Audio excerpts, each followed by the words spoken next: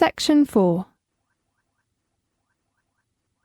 In this section, you will hear a lecture about sports in Britain. First, you have some time to look at questions 31 to 40.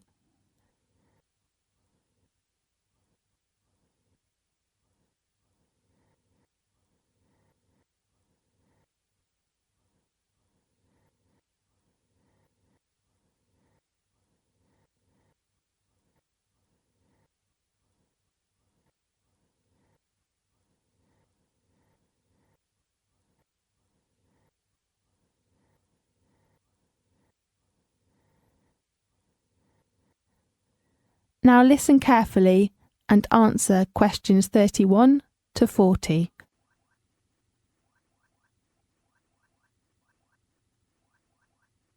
Having a drink at the local pub, going for a walk in the country, or watching sports on the television.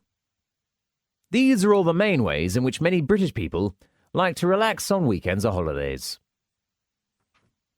Such activities tell us about how modern British people like to spend their leisure time. But if you look more closely, we can see that these activities are not just recent inventions, but are deeply rooted in the British culture over many centuries. Today we will talk about some sports which we see played throughout the world and were born in Britain. Let's begin with football. As we all know, Britain is the place of origin of modern football. The idea of sports having seasons, like the football season, also comes from the natural rhythms of an agricultural society, where the timing of harvests and the general weather affected how people spent their time. Football is played in early spring, when the weather is wet and not too cold. In winter, bad weather kept people indoors, and they had not so much work to do on their farm. So, men used to doing hard work, or physical labour, found they needed to release their energy, and so got together regularly to play boisterous and fast games like football.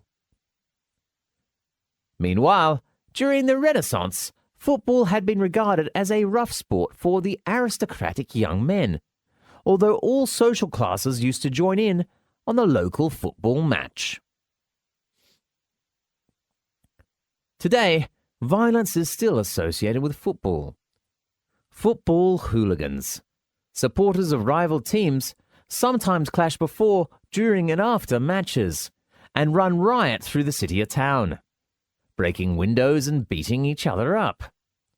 Of course, the football violence gets a lot of attention. Nowadays, before some big matches when trouble is expected, police usually patrol the streets, pubs close to the football courts, and some shops, and even lock their doors and shutter their windows. The Football Association was set up in 1863. It is the league or association that the major teams compete in, for a trophy title known as the FA Cup. The Football Association puts out a series of measures to control violence, so as to ensure a successful match. A more gentle sport that is very popular in the world is tennis. Wimbledon, a town near London, is where the world's top players gather to compete. It has been one of the major sports events of the British calendar. As we all know, tennis was invented in Britain, but few people know tennis owes its origins to the church. According to the records, by the mid-15th century, people were making a game of bouncing a ball off the side of their local churches or cathedrals, first using the hand and later a racket. Football, archery, tennis, and other sports were frequently played in churchyards. In England, the sound of summer is said to be the sound of leather on the willow, the ball hitting a cricket bat. Cricket was one of the very first team sports in Britain to be played according to the same organised rules nationally. Before the Victorian era, and in modern Britain, people from all walks of life played cricket. But in the 19th century, cricket became a sport associated with the upper classes. It was a kind of snob game, played by boys who attended public schools. and then the sport became popular in the public school system in the colonies of Australia, New Zealand, India, and Pakistan. British is full of idioms to the sport. Those who are not familiar with the game will be baffled by it, such as, "That's not cricket" means that's not fair, and "to play the game" means to be fair.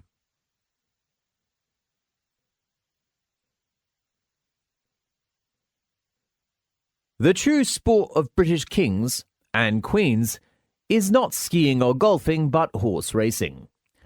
National horse races have been held throughout Britain for hundreds of years. The horse at the heart of medieval life was a symbol of authority and wealth and necessary to travelling, hunting, and warfare. The sport of riding a horse is still considered rather snobbish, or an aristocratic sport, because the average British family cannot afford to own a horse. Meanwhile, there are stables which rent horses and offer riding courses at affordable prices.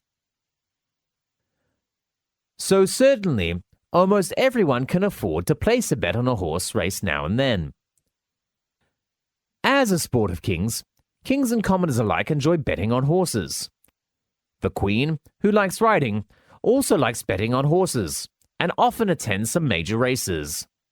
Although she is extremely rich, she gets very excited when the horse she has placed her money on wins.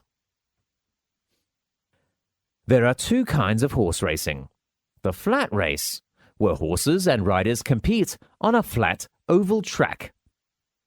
And the steeplechase, which is racing either across the countryside or around a course designed to represent the obstacles you might overcome in the countryside. The Grand National, which is set up in 1837 and is the world's most famous steeplechase. However, some horses are usually injured and badly hurt. Horses are sometimes shot. Animal lovers cannot accept that animals should be hurt and killed for people's entertainment. The biggest social event related to horse racing is the Royal Ascot, where people dress up and show off how fashionable they are, as well as watch the races and place their bets. Women especially wear very delicate and exotic hats and dress designed for the occasion. Television and newspapers will often comment on their outfits. This is the end of section 4. You now have half a minute to check your answers.